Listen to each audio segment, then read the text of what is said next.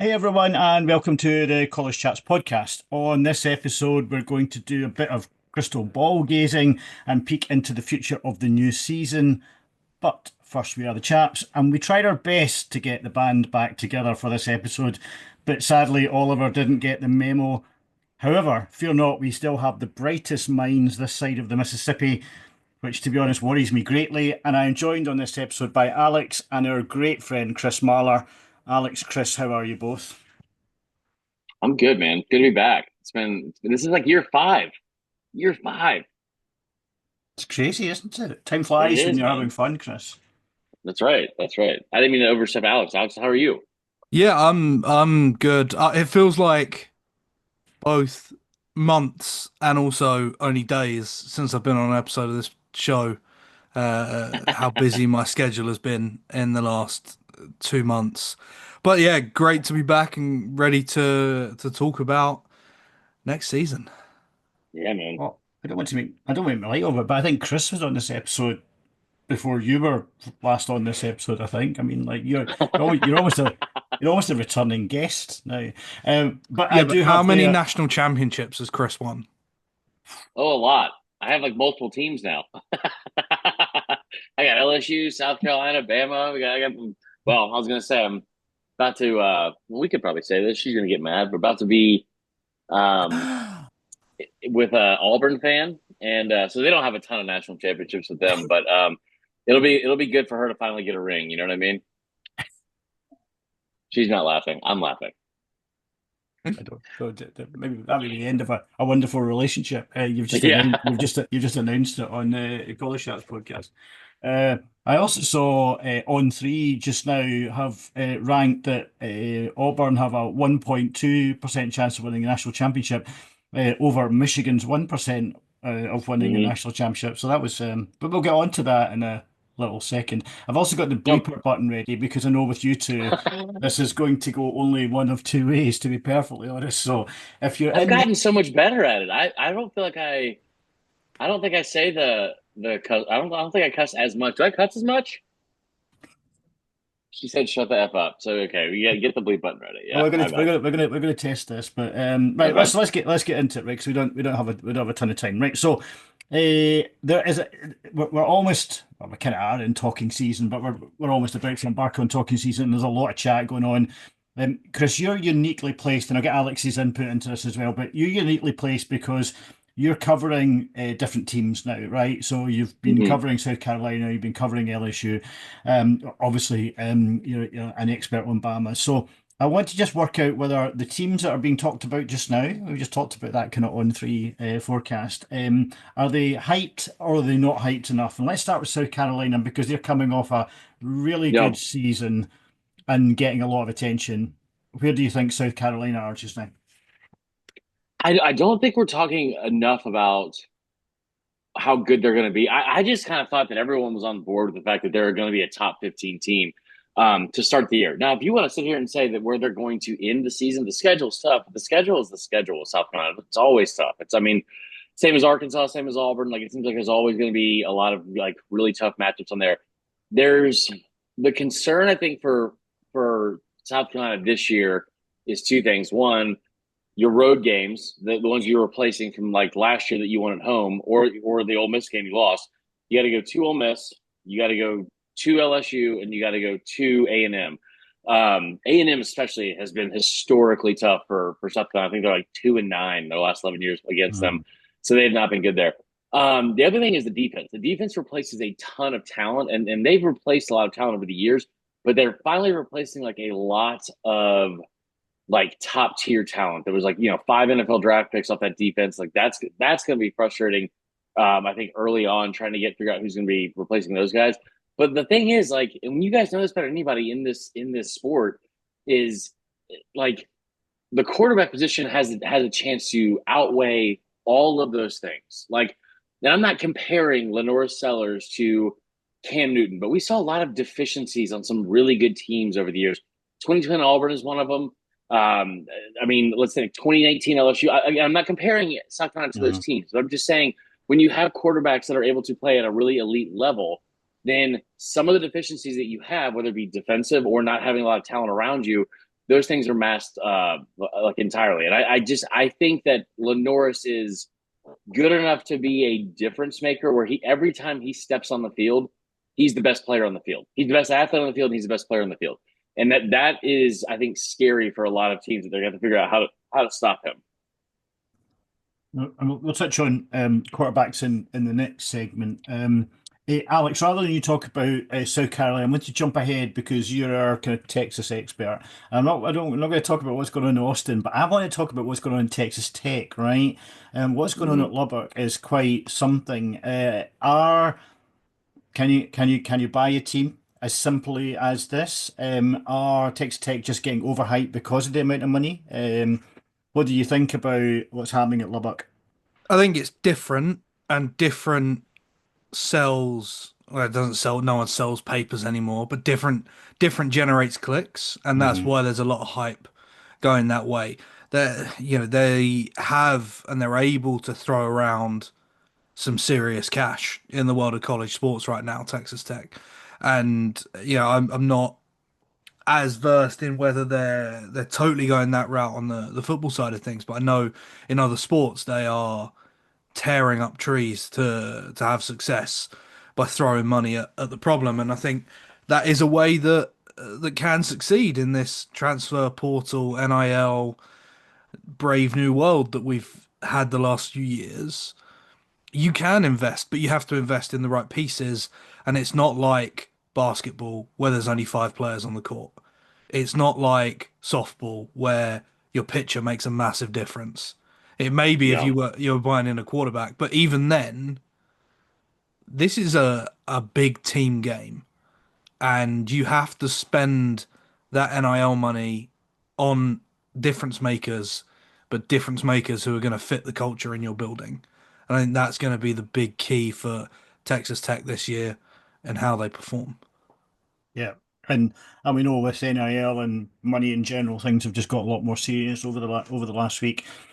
Chris, you talked about moving to Baton Rouge. Let's go to Baton Rouge.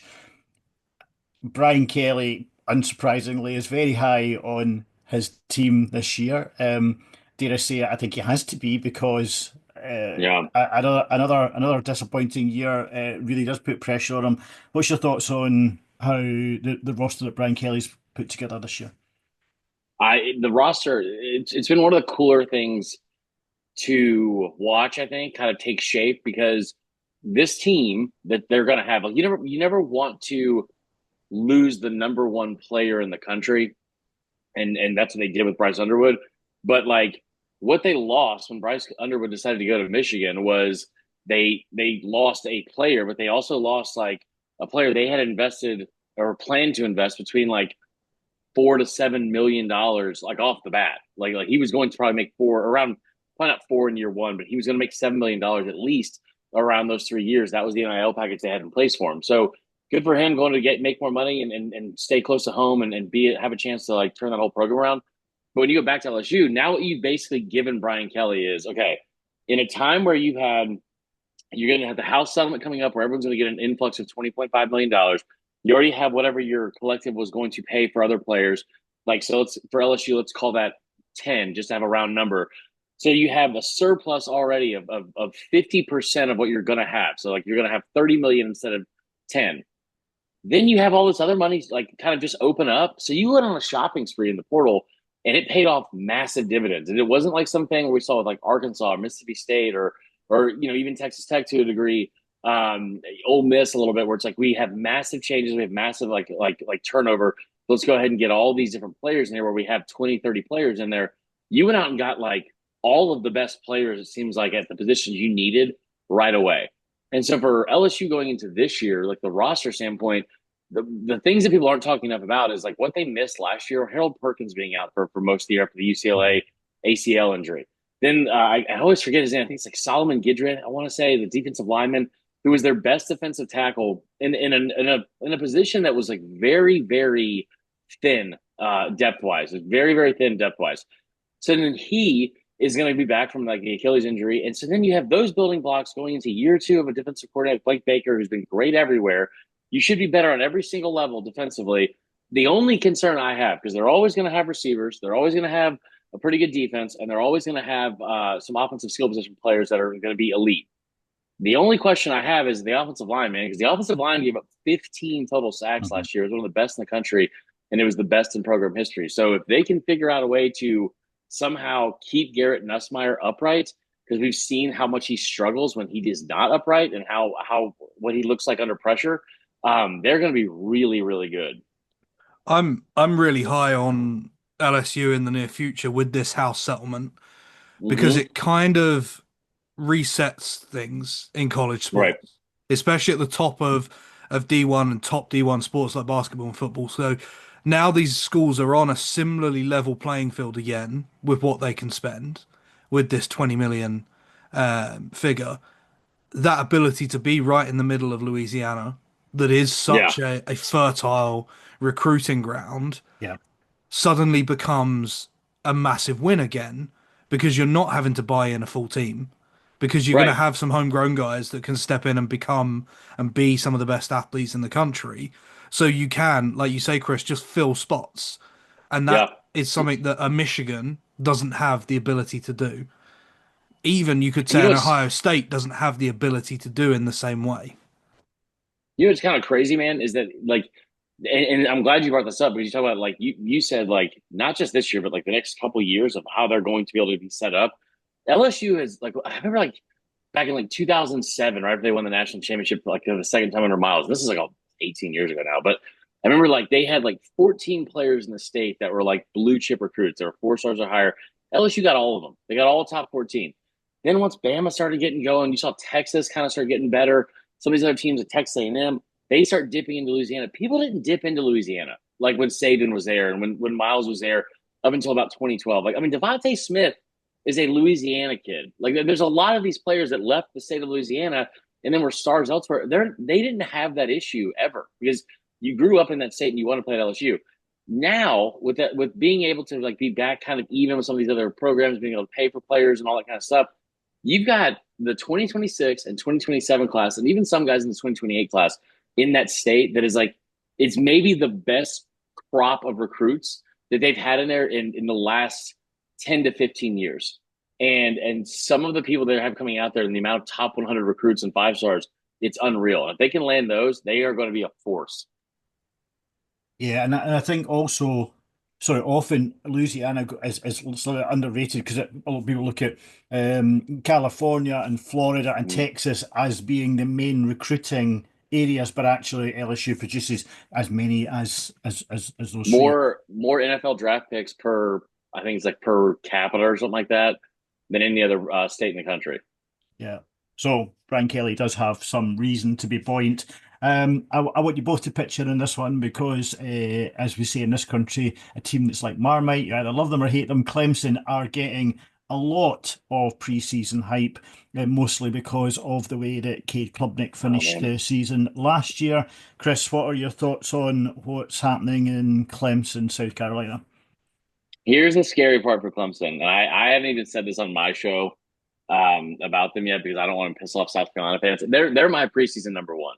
Like I think that they are a shoe-in for the playoff. They return so much talent. They return so much elite talent that people like aren't even talking about yet because everyone's talking about Cade Klubnik, which is great because they haven't had a quarterback there in the last couple of years since Trevor Lawrence, where it's been like, man, like they really get it at that position. Here's what I know about Clemson. Okay, they're always going to have a pretty good defense. Well, they just so happen to have about 4 guys right now that are projected to be a first round pick in next year's draft. Now it's early; those are early, way too early mock drafts, all that kind of stuff. But they have at least 4 of those guys, and they have them at every level. Defensive line, especially in the trenches where you win games, those kind of things. They're going to return Cade Klubnik. It's the second thing I know. Cade Klubnik coming back. He was like 35 touchdowns and 4 interceptions last year, which is insane, even though they're playing in a really terrible conference for the most part. It's unbelievably, it's not top heavy. It's just them, right? So I know that they played a really easy schedule, and maybe that factored into how good of a job he did. Well, they also are playing the same schedule this year, and they're playing the same crappy conference, and they're going to be just as good or better, like against those same teams. The non-con, it doesn't necessarily get easier because you drop Georgia, but you pick up LSU, but you get that LSU game at home.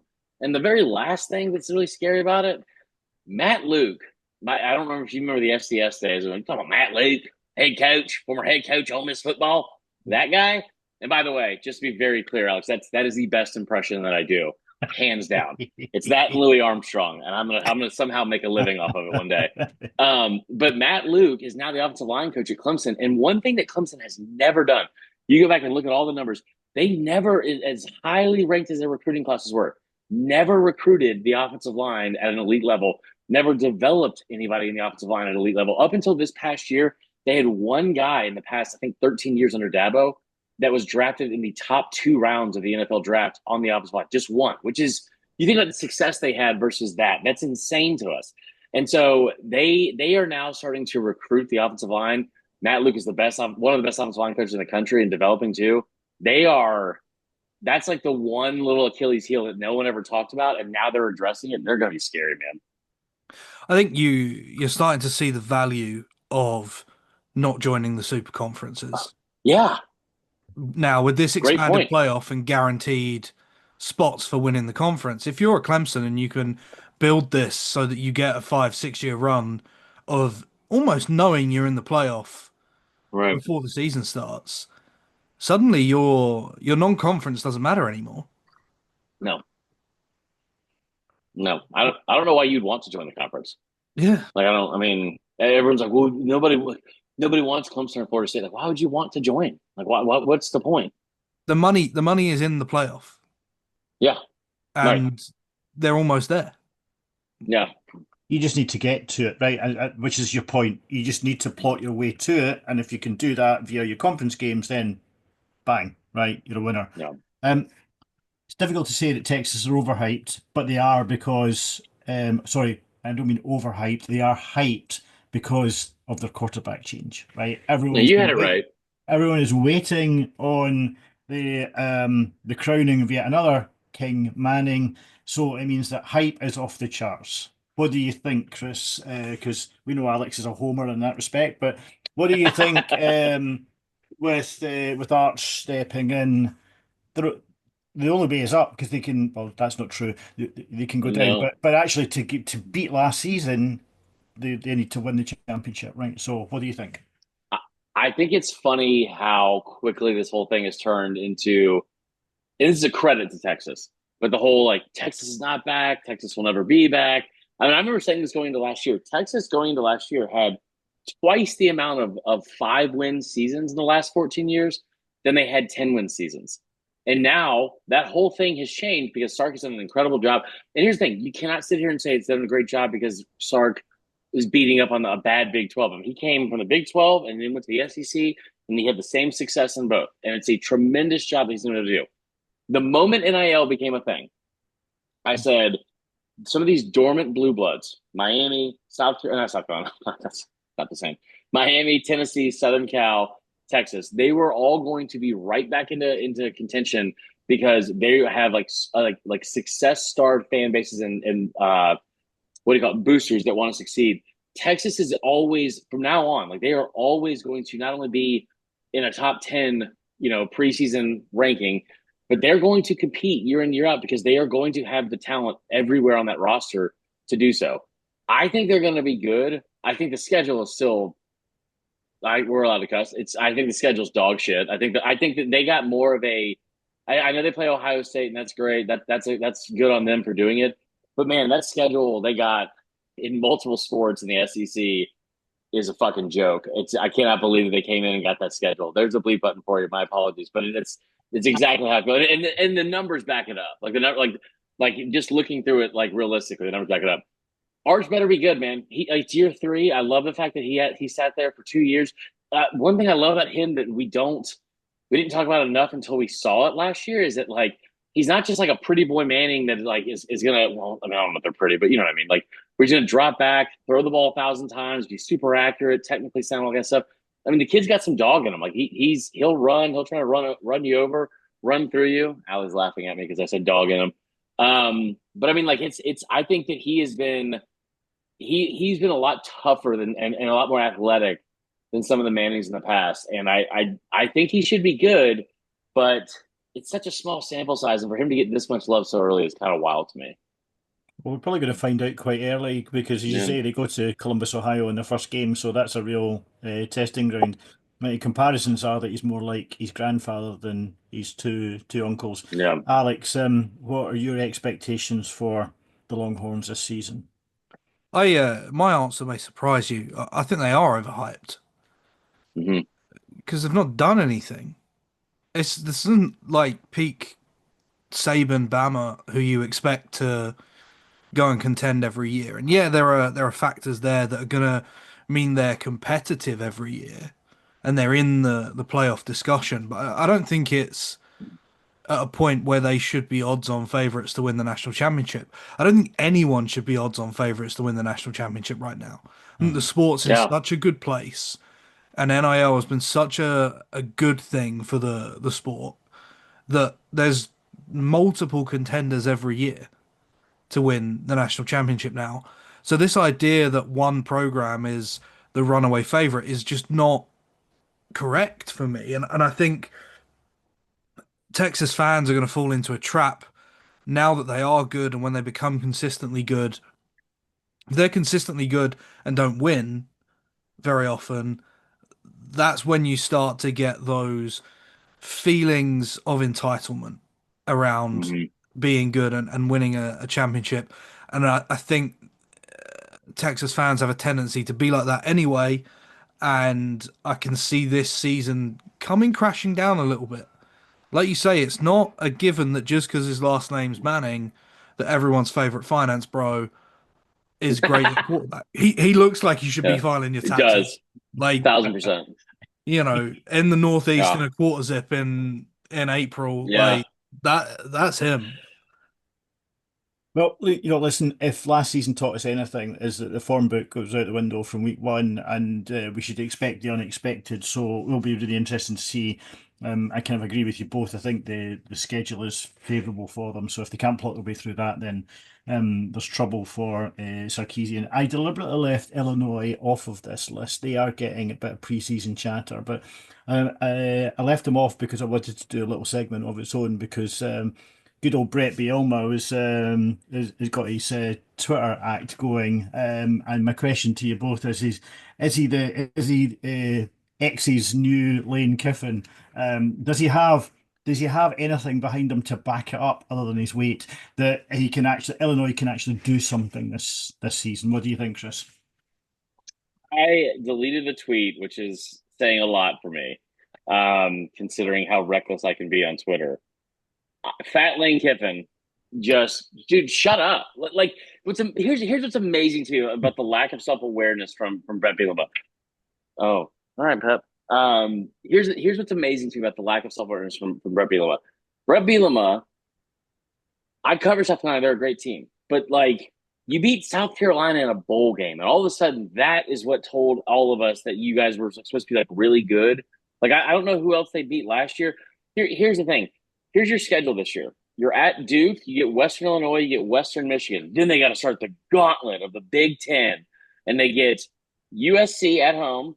They get Ohio State at home, at Purdue, at Washington, Rutgers, Maryland, at Wisconsin, Northwestern. If you don't win 9 games, that's a joke. And the scary part for not scary part, but the dumb part for Fat Lane Kiffin and Brett Bielema for him to say all this is when he was talking shit about the SEC, brother. You left Wisconsin, which was a job that you were going to win 10 games a year every year, be in contention for the Big Ten, probably go to a Rose Bowl every 3 to 4 years, and you were going to be set up there for life. You had a good thing going, and you decided to leave to go to Arkansas and compete in the SEC, and it ate you up and spit you out, and that's why you're at Illinois. You fucking failed in this conference. You failed in this conference, and then you got kicked out. You had to go to Illinois. That's what, and you're talking. What are we talking about here? Like what? Like how do you have that little self awareness to go in and start talking shit about the conference you couldn't succeed in? And listen, a lot of coaches can. It's a very tough conference, but I do think it's a joke that he's been so boisterous about all this. And I honestly thought the thing with South Carolina last year in the bowl game was like, well, you know what? He said a couple things and it was misunderstood. I thought Beamer overreacted, to be honest. But then like he kept with it, and it's almost like this chubby little kid from the Midwest who all of a sudden has the limelight again, and he's fun in front of a camera. He's fun in front of a microphone. But I think he forgot since he's been out of the limelight for so long what that felt like, and now he's like got a little bit of the attention again, and he is seeing how long that leash is going to get before he embarrasses himself. There's a lesson you learn usually the hard way quite early on when Mm-hmm. you're a professional coach. It's not about you. Yeah, It's not about you. And it's really funny because you see, or I see young coaches, and I've been there. I've learned the hard way that lesson. Um, and you see young coaches do it, and then I see these coaches in sports that have a lot of media attention, and usually they are guys that probably weren't great with women for most of their life and didn't get a lot of attention, and suddenly they get to this point where they are semi-famous, and suddenly it becomes all about them again. And I see it all over in sport. The minute that a coach gets kind of elevated into a role, or they get a little bit of media attention, and they start to play up to the camera, and things start to slip elsewhere, and it just falls in on itself. What I would yeah, say is Lane Kiffin is a master at separating the media personality and the non-media personality, because he's been doing the media stuff for a long time Hmm. and it hasn't collapsed in on him. So he must present differently to his athletes. But if Brett Bielema presents this way to his athletes, it's all going to go wrong very, very quickly, because it's not about him. It's about them. It's about the team. It's about the game. I think he's also being a little clever about it. I'm not going to give him an awful lot of credit, but it gets his team in the spotlight in a conference where it's very hard for his team to get the yeah, spotlight, and it kind of pushes them in, and it kind of it's maybe unfair to liken him to Kiffin, because you're right, Alex. Kiffin is just a master at that art, and Bielma is just not in the same league, but I think what he thinks is it's going to, help him recruit, etc., etc. But we've probably given him more airtime than he deserves. Alex, I want to ask you about Hugh Freeze before I ask Chrissy's view, because I'd like to hear what you think. This is a big year for Hugh Freeze, a huge year. He himself has said that he finds himself under a little pressure. Do you think that Hugh Freeze is the Auburn head coach at the end of this season coming? Oh, that's a tough one. Because it really could go either way. I feel like I think he could have a little bit of success or enough success to stay in the role. I think it could also go horribly, horribly wrong, and like you say, he not be in a job at the end of the year. What I like about Hugh Freeze at Auburn is he's been relatively quiet on the national media front. There hasn't been a lot written about him. There hasn't been a lot spoken about him. And I'm not as plugged in as the other two guys on this show to the world of college football, and for something to come across my kind of news feeds and my reading, especially at this time of year, I it has to be a big, big, big fuck up, right? For it to come across my screen. So, yeah. there's I wouldn't say he's on the hot seat per se, but I think they have to perform and they have to do pretty well this year for him to still be in a job at the end of it. Chris, before Ooh, my you, turn. well, before you answer the question, can I just put it to you in a slightly different way? Does it matter how good the job Kalen DeBoer does at Alabama in that respect? If Alabama have a very good season, or conversely a very poor season by standards, do the Auburn fans bench across the state, and does that put more or less pressure on Hugh Freeze? And then you can answer: is he going to be there at the end No, of the season? I think he'll beat at the end of the season. I think they're going to be good this year. But first and foremost, Alex, the reason why you haven't heard about them in the national stage is because they haven't fucking won anything. Like they're not like they've had five straight losing seasons. Like they're not, or four straight losing seasons. They're not a good football program right now. I saw yesterday somebody in AL or Next on Live put Jordan Hare as the number one toughest home environment in the SEC. They're 26-14 in the last 4 years in the SEC at home, or like 5 years. Like they're really bad. And Allie's booing me right now. But here's the thing. I think they're going to be good. Whatever decision they are making, and I wish college football would start learning to do this, like based off of like the past, especially circled or centered around Alabama. Stop hiring and making and stop firing and hiring people solely based on the success at another school. Like the amount of people that we saw get fired during the Saban era at Alabama because they weren't matching up to that, like was unbelievable. And while it was happening, people knew, but like it's like this wasn't something you're gonna look back on now. It's like, well, I guess we didn't know at the time, but that was better than any other stretch of any program in the history of the sport. Like, of course you weren't winning as much as them. No one has in the history of college football, but like you knew it was happening then and they kept doing it, which was super weird. I think for Auburn, like you have to focus on yourself. I think that Bama game is huge. I think that Bama game is huge because Bama's going to be really good this year. And they got Ryan Grubb back as the OC. They have a quarterback that's going to fit that system a little bit more, and they have some depth on that or the defensive side of the ball already from a really good unit a year ago. They're going to be very, very good. Auburn, I think, has a chance to be really good as well in comparison to where they've been. Like I think the ceiling is 9 wins, but I think they can get to 9 wins because one thing I know for sure is that Jackson Arnold, he is going to walk into a situation where the receivers and offensive line he has around them are going to be a massive upgrade. Like you could argue the upgrade that he's going to get at those two positions is bigger than any other quarterback in the entire country because Oklahoma was the worst offensive line in the country last year, gave up 50 sacks, and his receivers, he had his top 5 receivers injured for the entire year. He is, knock on wood, they don't have anybody injured until the Iron Bowl. Just kidding, that was a joke. But I mean, like that, those receivers are going to be elite around him, and the offensive line should be better. So I think their defense is always going to be good. They've got some guys like on that defense, especially that aren't household names. They got a defense, an edge rusher, Kendrick Falk, who could be a top half of the first round guy.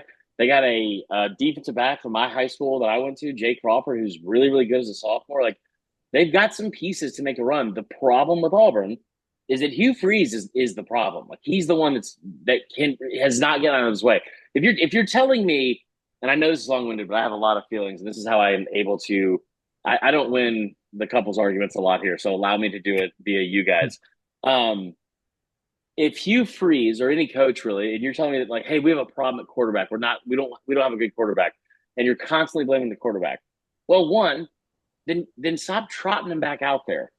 2, if you have a problem at quarterback, and then you look in behind the quarterback and you look in the backfield, you've got a running back like Jarquez Hunter, who is one of the best running backs in the SEC. Why not hand him the ball? Like, how did that kid go through 4 years of school there, and in 46 games, only twice did he have more than 20 carries? And by the way, in those 2 games that he had more than 20 carries, he had 215 yards on average and scored 2 touchdowns in each game. So, like, you have the answer there. You're the head coach. You're the offensive guru. What are we doing? And I think he's been weirdly prideful without getting in his own way, but he's been able to hide it because just quite frankly, this fan base was so mad about Brian Harsin. They've just let it go. Yeah. Oh, I think you're forgetting that Hugh Freeze is, in fact, the best play caller in college football by his own admission. So that's unbelievable. That's unbelievable. It's like, I mean, he's not top 3 in the state, and he's not top 5. He's probably top 3 in the state, but he's not top 5 in the SEC. Like it's crazy. Sorry, Alex, I cut you off. I get it, but I couldn't resist that. Sorry. I think the point that Chris made about hiring and firing based on another school is unreal. Really, really good point. Like, why are you, especially if another school is like in the middle of a dynasty like Bama was, that's the time to take a risk and you build up over 3, 4 years, 5 years, rather than cycle through coaches. And I think now, if you're not there, if you're not at the top and you don't have a quick fix, i.e., someone that's going to invest a shit ton of money to get you to the top quickly, you're better off just firing the guy, clearing out the coaching staff, and taking a bit of a risk and giving someone 3, 4, 5 years to build the group up. If you fire the coach, half the team's going to transfer out anyway. So, right. you can actually wipe the slate clean pretty easily in college football nowadays.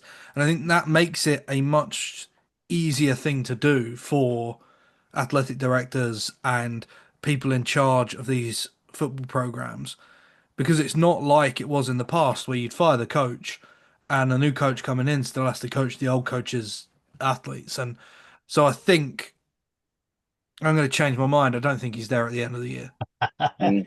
But you see, the thing is, so that's the correct way to do it, right? And that's why someday you'll become an athletic director, Alex. But um, and that's a common sense approach to tackle it. But that's largely ignoring, and I don't mean this to be disingenuous. It's Just, largely, just, just to cut in, if any sports directors are listening to this, my DMs are open on LinkedIn. If you do want to hire me as your athletic director, but that's largely ignoring the football in the state of Alabama, right? The rivalry is intense. So, Yep. big brother, little brother, they're always going to look across the state, and that's where they want to be. So I think that's the single biggest problem that they've got. We've run over time, but very quickly, I gave you a list of five quarterbacks, and I wanted to ask you, who do you think is going to have the standout season amongst them? I'm not going to use the H word at this moment in time. It's far too early. But who, or maybe there's someone else, Chris, that you're thinking are expecting to have a standout season. I know you're high on the chap in Colombia, but who do you Yep. who are you expecting to have a standout season? So I'm missing the text of those players. I'm trying to find it again real quick. I should have been more prepared. No, that's okay. So I'm the gonna so the go ahead. list was Altmaier, Manning, Klubnik, Sellers, and Bryce Underwood. That was the list. Sellers. Now I'm excited to see Bryce Underwood. I really am because I think like physically that kid has more tools maybe than anybody else in the country. He is a one of one type player. Like that is it's hard to go in this day and age, especially like like you're the number one player in the country from however whatever year to the end. Like we haven't seen it a bunch. We've seen it the last two with Jeremiah Smith and him, but that kid's going to be good. But the answer is Sellers. Like the thing that people don't understand with Sellers is, and I'm not going to get into the reasons why, but they're not that hard to figure out.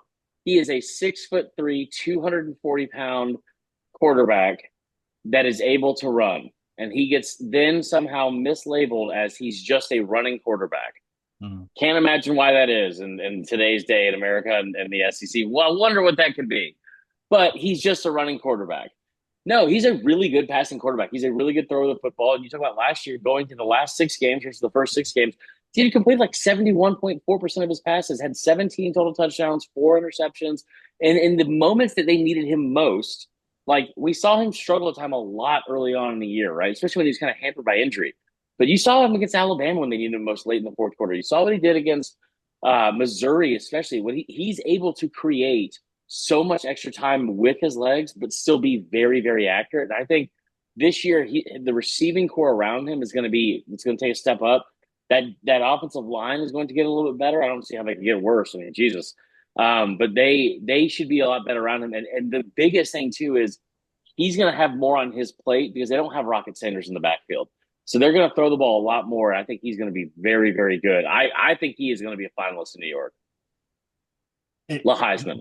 bizarrely, you used the H word. Bizarrely, Yeah. I think Shane Beamer's going to find himself under more pressure than he's ever done in his Yeah. time at Columbia as a result of that, because expectations are high. Last season, they finished the season very strongly, and I think it'll be interesting to see how Beamer copes with that pressure, because I don't think Yeah. he's been under that intense situation quite before. Alex, That's fair. I don't know. Did you get the list? Do you have someone who's going to jump off the page at you? I did get the list. I'm gonna make the Homer pick here, but there's a Oh boy. reason. There's a reason I'm gonna make the Homer pick. If you look at the last few years of the winners of the H award, the banned word from Mr. Somerville, best player on the best team hasn't won it for a long time, and I think that Texas is the kind of school that if they are the best team by the time we go to New York, Arch Manning with his name, with the Yeah. media hype that will come with it, is going to be a near unanimous Heisman Trophy selection. Yeah. Yeah. That's the thing for me right now. I think, I'd love it to go, and I'd love it to continue going to the best player, the best athlete, the best performer in college football, as it has done the last 3 years. But I think big school, big performers, big name. It's got Heisman Trophy winner written all over it. I even think, and this will enrage some people, I'm sure, listening, No boy. mediocre performer. Texas is good with the Manning name. He still wins it. If he's mediocre and he gets to what do you call it? They win the SEC championship and he has like a 20 of 34 for 250 game and three Yeah, touchdowns. It's his. yeah, 100%, 100%. No. With the He'll have name, with the media driving that story all year, and who Right. votes on it? Who votes for the award? Okay, yeah, it's the media as well. Oh, So dude, imagine if they lose to Georgia in Athens and then they beat them in Atlanta for the SEC championship. They'll have it at the ceremony. Like the just SEC championship, they will have the Heisman brought out just to give him it in to him at the Atlanta. time. Right. To be fair, he will have more eyeballs on him than any other player in college football this season, Right. right? So, but again, we've talked about pressure a lot. He seems unflappable, but we're about to find out how unflappable he is.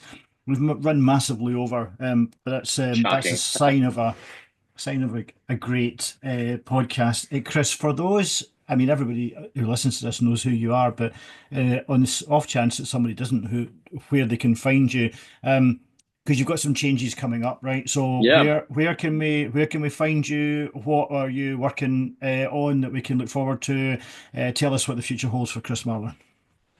Um, so right now, Vern Dumquist on Twitter, because of all the mess ups on Twitter. So Vern Dumquist, Vern Funquist is no longer Vern Dumquist on Twitter, running social media and doing a lot of other stuff, writing for LouisianaSports.net, covering social media for them and ESPN 1045 out of Baton Rouge. And then the big thing, Locked On South Carolina as well. Locked On Gamecocks, and then I'm very happy to announce, and anyone that has listened to us in the past, me and my co-host Tyler Huck are going to resurrect the Fourth and Wrong pod, even though we made a vow that we were not going to do it. We talked it over. We're going to be renewing that in the next couple of weeks. So we are pretty pumped about that. It should be a lot of fun. We haven't exactly said where it's going to happen or when it's going to happen, but I can assure everyone we'll be back for college football season. Good. Well, we look forward to that, and everyone should Yeah. listen to that. And it's also a good reminder that Oliver says, please follow him back on Twitter, because Ollie is also I do follow him. no, but Ollie has had a similar issue in that his account was Oh blocked, no. suspended, Okay. etc., etc. So please do that. That's all from us. Thanks to Alex and Chris for being awesome, and thanks to you for continuing to support us. Stay safe and well, and catch you.